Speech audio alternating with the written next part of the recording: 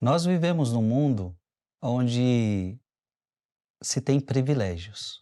Então, se você é conhecido de tal pessoa, você tem determinado privilégio. Se você tem determinada idade, você tem determinado privilégio.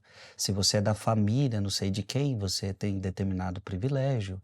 Se você, e principalmente se você tem dinheiro, se você tem como investir aqui, ali, se você tem como pagar isto ou aquilo, então você tem determinado privilégio.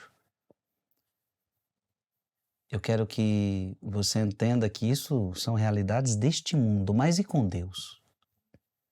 Com Deus, alguém tem algum privilégio? Nós podemos até nos perguntar: a Virgem Maria, a mãe dele, ela tinha algum privilégio por ser a mãe dele? Os amigos de Jesus, os parentes de Jesus, aquelas pessoas mais próximas, tinham privilégios por serem próximos a Jesus? Qual é o privilégio de quem está com Cristo? É sobre isso que nós vamos meditar. Gostaria que você ficasse até o final desse vídeo. Em nome do Pai, do Filho e do Espírito Santo. Amém. Marcos capítulo 3, versículo de 31 a 35. Naquele tempo, chegaram a mãe de Jesus e seus irmãos.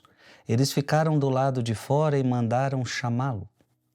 Havia uma multidão sentada ao redor dele, então lhe disseram: tua mãe e teus irmãos estão lá fora à tua procura. Ele respondeu: quem é minha mãe e quem são meus irmãos?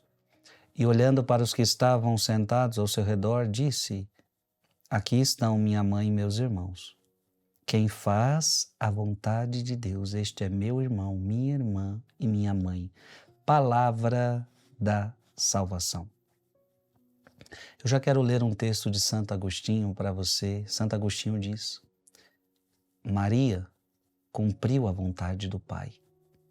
Foi nisso que o Senhor a engrandeceu, não simplesmente por sua carne ter dado à luz, não simplesmente por sua carne ter dado à luz a carne do Filho de Deus.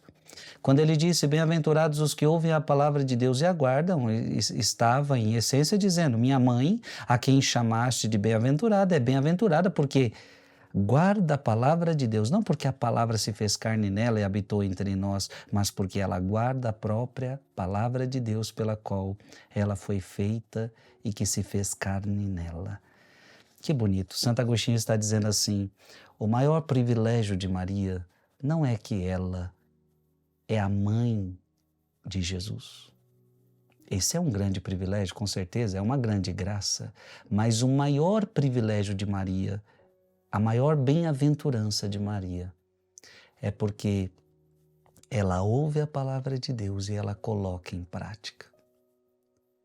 Ela não só recebeu Jesus no seu ventre, mas ela acolheu a palavra do seu filho na sua vida. Portanto, eu quero que você entenda o seguinte: o que eu já estou querendo dizer com essa meditação de hoje? Que para Deus conta os que ouvem a sua palavra e lhe obedecem. Estes são os maiores privilegiados. O privilégio no reino dos céus são destes, dos que ouvem a palavra e colocam em prática. Então com Deus não funciona. Com Deus não funciona. Mas eu tenho muito dinheiro. Com Deus não funciona. Mas já fiz isso, mas já fiz aquilo. Com Deus não funciona como acontece neste mundo. Privilégios humanos. Não. Com Deus funciona o seguinte: quem é os que são mais privilegiados? Os privilegiados são os que ouvem a palavra de Deus e colocam em prática. São estes. Veja que Jesus está dando um privilégio gigante para aquelas pessoas que estão ouvindo a palavra de Deus. Provavelmente, este grupo de pessoas que estavam ali naquele momento, naquela hora, são de fato pessoas que estavam ouvindo com o coração. Porque se não estivessem ouvindo com o coração, Jesus também não permaneceria no meio deles, como já aconteceu tantas vezes, pessoas que tinham um coração duro. Mas aqui eram pessoas que estavam ouvindo com o coração aberto a palavra de Deus.